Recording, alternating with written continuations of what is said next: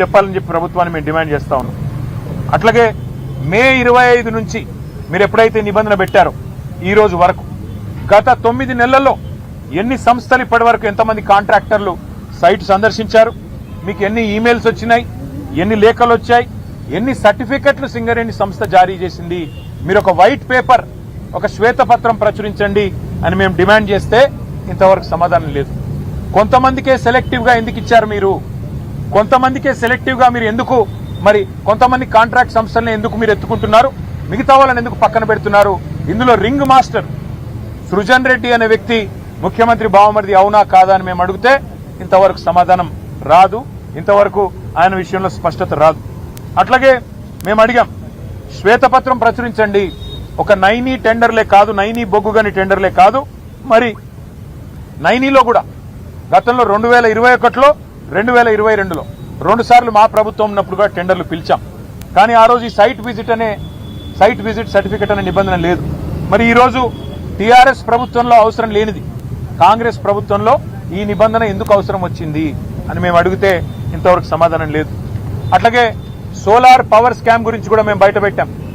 భారతదేశంలో ఎక్కడైనా మెగావాట్కు 2.5 నుంచి 3 కోట్లలో ఇవాళ సోలార్లో నిర్మాణం జరుగుతూ ఉన్నది. కానీ తెలంగాణలో మాత్రం సింగరేణి పిలిచిన సోలార్ టెండర్లలో మాత్రం 7 కోట్లట. 2.5-3 కోట్లలో అయ్యో పని దేశంలో మొత్తంలో ఒక్క తెలంగాణలో మాత్రమే 7 కోట్లు ఎందుకు అవుతున్నది, ఇది స్కామ్ కాదా సోలార్ పవర్ లో అని మేము నిలదీస్తే ఇంతవరకు సమాధానం లేదు. అట్లాగే ఎక్స్ప్లోజివ్స్ ఏవైతే గనుల్లో వాడతారో జిలెటిన్ స్టిక్స్ 30% అదనంగా రేటు పెంచారు, ఎందుకు పెంచారు అని మేము అడిగితే సమాధానం లేదు. చివరికి సింగరేణిలో ఒక director G V Reddy, director V K Srinivas ఈ ఇద్దరు కూడా ఇది 30% అదనం ఎందుకు పెడుతున్నారు, ఖర్చు ఇంత పెట్టాల్సిన అవసరం లేదు, జిలెటిన్ స్టిక్స్ మీద ఎక్స్ప్లోజివ్స్ మీద 30% ఎందుకు పెంచారు రేటు అని చెప్పి వాళ్ళు డైరెక్టర్లు నిలదీస్తే బోర్డులో వాళ్ళ మీద యాక్షన్ తీసుకున్నారు తప్ప కాంట్రాక్టర్లకు లాభం చేసే పనిలో మాత్రం కాంగ్రెస్ పార్టీ వెనుకకు తగ్గలేదు. ఇది వాస్తవమా కాదా అని మేము నిలదీస్తే ఆన్సర్ లేదు. అన్ని విషయాలు ఇవాళ గవర్నర్ గారి దృష్టికి సవివరంగా మరి పెద్ద ఎత్తున మేము తెచ్చాము. బెదిరించి రింగు చేసి కాంట్రాక్టర్లను ఒక రింగు చేసి ఇవాళ ప్రజాధనాన్ని, ఇది ప్రజాధనం ఎందుకు అంటే సింగరేణి కాలరీస్ అనే సంస్థ 51% ఓనర్షిప్ తెలంగాణ ప్రభుత్వానిది, 49% ఓనర్షిప్ కేంద్ర ప్రభుత్వానిది. మరి ప్రభుత్వాలదన్నప్పుడు ప్రజలదే ఈ సొమ్ము మొత్తం, సింగరేణి కార్మికులదే ఈ సొమ్ము మొత్తం. అందుకే సింగరేణి కోల్ బెల్ట్ లో ఉండే మా కార్మిక సోదరులు ఆలోచన చేయాలా, వేల కోట్ల రూపాయలు ఏ రకంగా ఇవాళ ఈ ప్రభుత్వం కొల్లగొడుతున్నదో దీని మీద మరి మేము ఎన్నిసార్లు అడిగినా ఇప్పటికీ కూడా సమాధానం రావడం లేదు. వాస్తవం ఏంటి అంటే అన్నదమ్ములు దోచుకున్న సరిపోవట్లేదంట రేవంత్ రెడ్డి గారికి.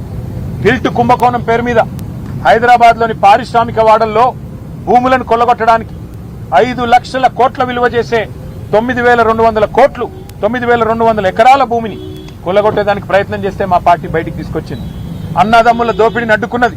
కానీ రేవంత్ రెడ్డి గారు అన్నదమ్ముల దోపిడి సరిపోవట్లేదంట. ఇప్పుడు బావమరిది గారి కళ్ళల్లో ఆనందం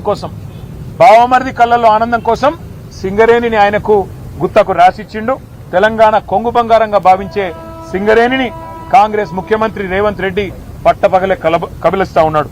అందుకే మేము అడిగినాం ఇవాళ గౌరవ గవర్నర్ గారిని, సార్ మీరైనా ఇన్వాల్వ్ కండి, మీరు కిషన్ రెడ్డి గారికి ఆదేశం